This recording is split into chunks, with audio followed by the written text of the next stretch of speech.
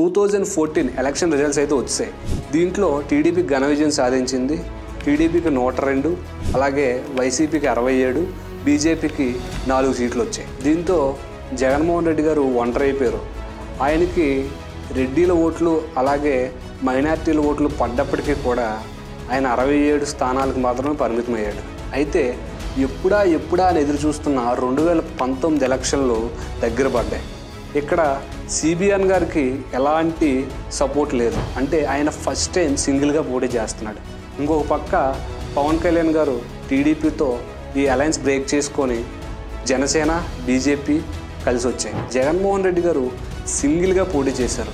2019 ఎలక్షన్స్లో కనీ విని ఎరుగని రీతిలో 175 సీట్లకు గాను 151 సాధించి జగన్మోహన్ రెడ్డి గారు ఒక రికార్డు సృష్టించారు. టీడీపీని కేవలం 23 సీట్లకే పరిమితం చేశారు. జనసేన కేవలం 1 సీటుకు మాత్రమే అంకితమైంది.